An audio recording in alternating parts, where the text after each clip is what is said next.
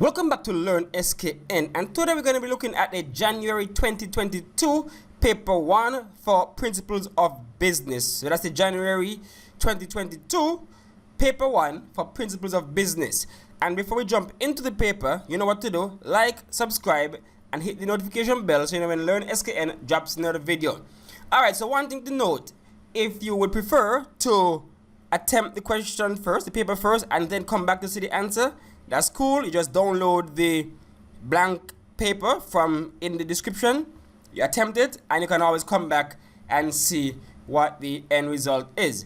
And I must say thanks to some members of the community for emailing me this paper and a few others. So big up to the community for the support so that we can help to share with everybody. So if anybody have the 2022 paper 1 from May-June, sure enough, you can just email it to learnskn@outlook.com. Alright, let's jump right into it. So again, if you want to do the blank one first, download the blank paper, attempt to do it, and come back to see what we came up with for answers.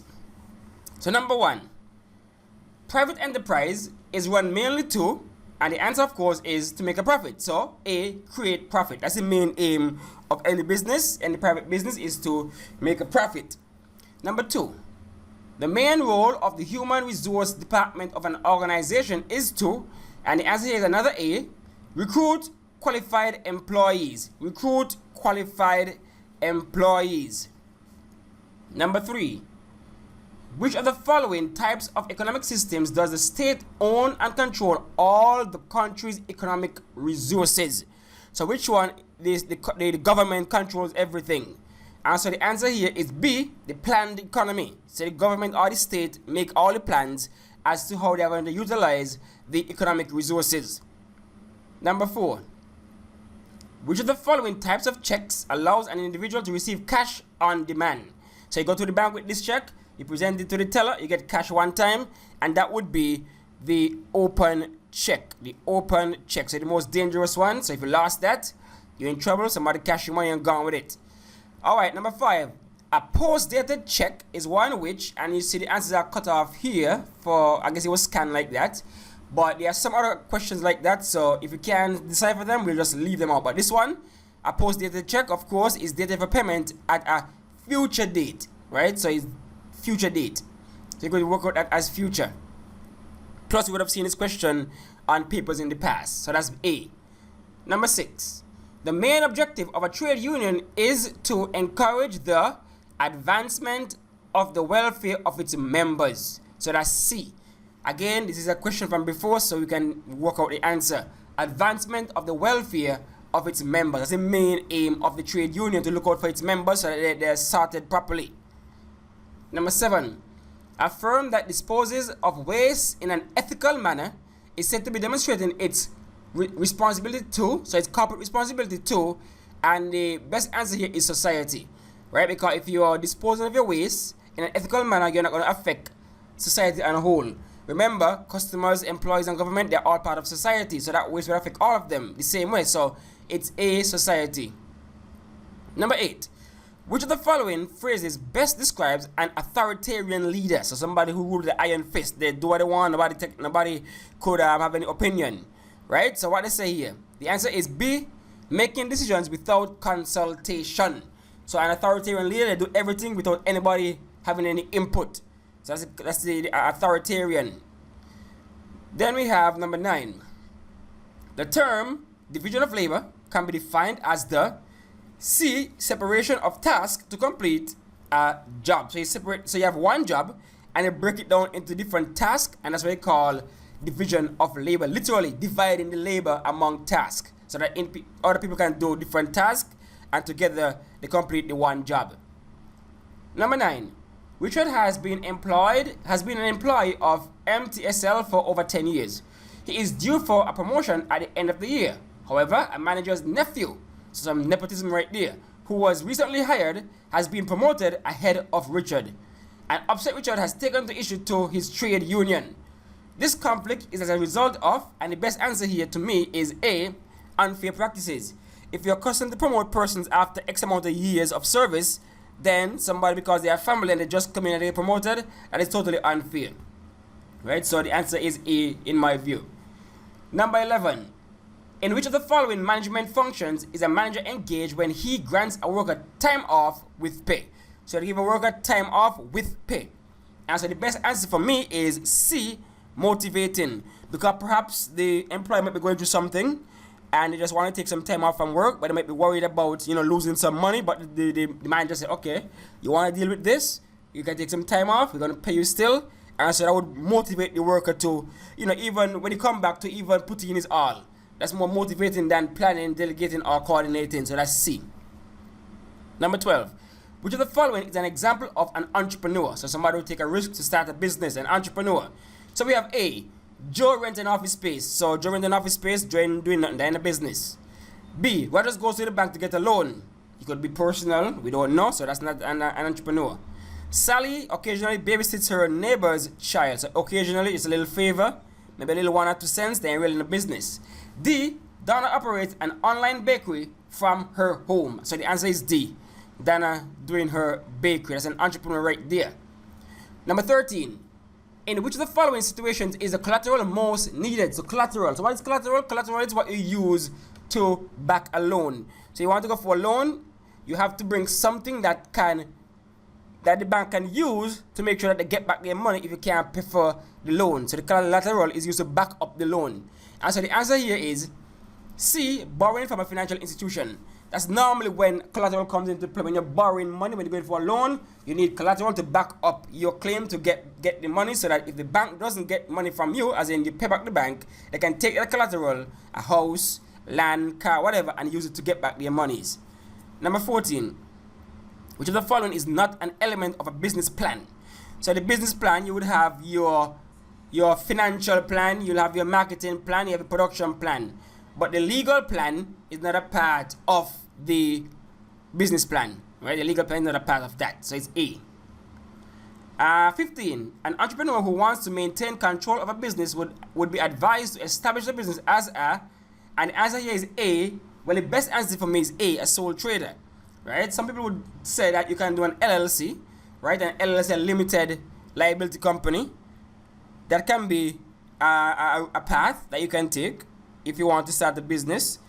But for the most part, the best answer here is a sole trader, meaning that you will always retain control of your business, right? Nobody going to be able to come and buy shares and have a hostile takeover on your business.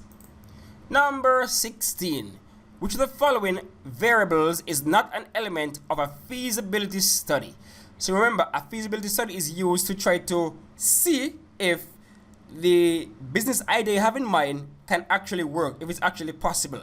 And so which is not an element of that, that would be the business design, because you just have an idea for now, and so you're going to test whether the idea is profitable. You're going to test on the target market, and you're going to get an idea of the market demand for your good or service. If the market demand doesn't exist, then you know that's not a business I want to go in. But the business design would come after you realize that, okay, this can happen, the idea can go through, so let's see how we can design the business around the idea. Number 17, a purchase order is a D, document offering to buy goods. So literal purchase order here, look at this document, it's an order for me to purchase things. So it's an offer for me to buy goods, the purchase order. Number, where we at, 18. The monthly payments collected by an insurance company from its policyholders are known as, and of course, as B, the premiums. So you pay your premiums monthly when you have insurance. If you lapse on that, you might not get any coverage. Number 19. A contract may be discharged by, you have some options here. 1, breach. 2, lapse of time. Or 3, offer and acceptance. And so the best answer here is 1 and 2, breach or lapse of time. Offer and acceptance is how a contract is made. So it's made. So now how is it going to be discharged now? It can be breach, lapse of time, and some other things. But for this one, the answer is A, 1 and 2. Number 20. Mr. John offered his car for sale for $70,000. Miss Maraj said that she would pay him $66,000 instead. Which of the following phrase best describe Miss Maharaj's action? And the best answer here is, of course, C. She made a counter offer. So he made one offer. She said, okay, no, man, that's too much for me. Here's my offer. So she made a counter offer. Number 21. Which of the following business can be classified as a cottage industry? So that's in your home. Is it A, JMN Superstore located in the rural area? Is it B, Mary's Craft? Of course, it's B. It's already selected. So Mary's Craft Supplies located at Mary's home. So one thing, located at home, and two, the nature of the business, where you make small crafts and stuff. That's normally something run, as a hobby or something outside of a home. Number 22. Subsistence production is best described as producing goods for D, personal use, for your own survival. So you plant a garden in the back just for you to use in the house. Right, so that's subsistence. That's the lowest level of production. Nothing to export, nothing to sell. You just enough to survive for you and your family. 23. What type of capital is defined as money used for the day-to-day operations of a business? So yeah, day-to-day. So it's D, working capital. All right, working capital. Normally you look at just fixed capital, working capital. Fixed would be, your equipment and those kind of things. Working would be what is consumed during production, or the running of the business, like your petty cash and those kind of things. Working capital. 24. Which of the following outcomes is least likely to result from the growth in an organization? So here we're saying now, a business is growing. What is the least likely thing that could happen? So the answer here is, of course, A, you're going to have greater productivity. More people, larger company, you might have greater productivity. B, more division of labor. Okay, it's becoming larger now, so you have more tasks to complete, and so you might divide it into different divided job into different tasks. D, increased capital investment. Naturally, you get bigger, and so you need to output more, and so you might go to the bank and get, a little loan for investment or something, and the bank would give you quicker because you're bigger now. So the answer is C, increased communication. Now, you can't tell me as a company gets larger, communication gets better. No, because all of a sudden you might have additional layers of management where you might have had 1, 2, the boss and the workers. You might have the workers, supervisors, middle manager, CEO, that kind of thing. So communication gets more difficult, right, as the company expands. 25. The term human resource refers to, and the answer here is, of course, persons available for productive and professional services. It cannot be A, B, or C, because all I'm talking about, this one talk about materials made by human beings. This one talks about raw materials used in manufacturing. B talk about investment by shareholders. No, it's about the people in the company, people in the firm, right? Those who are available for labor, for productive and professional services. So that's the human resource or the human capital. 26. Joel bought a dye factory because he wanted to ensure that he received a regular supply of dyes to make tie and tie-dye scarves. In which type of linkage is Joel engaged? So Joel made tie-dye scarves. And so Joel is in, of course, right there in the subsistent level, right? He's doing he's in the secondary type of production. So that's manufacturing, construction. But the thing is, Joel need input from another sector of the economy, another area. And so this is something that Joel need to make his good. And so therefore it's a backward linkage, because Joel has to go backwards to get this stuff so he can now make his own things. It's a backward linkage. So Joel is right there. You want to make these cars, but the dye might be an issue, so you go and buy the dye factory. And that's a backward linkage. He went backwards so he can ensure that he has the raw material. Had he gone forward, would have mean that he would have bought maybe a supermarket, a store, an outlet, or something to sell his stuff. Or he would have signed a contract with some kind of, outlet to sell his stuff. That would have been forward. But it was backwards because he went and get the supplier of his raw materials. Number 27. The term economies of scale refers to the D, reduction in cost as output increase.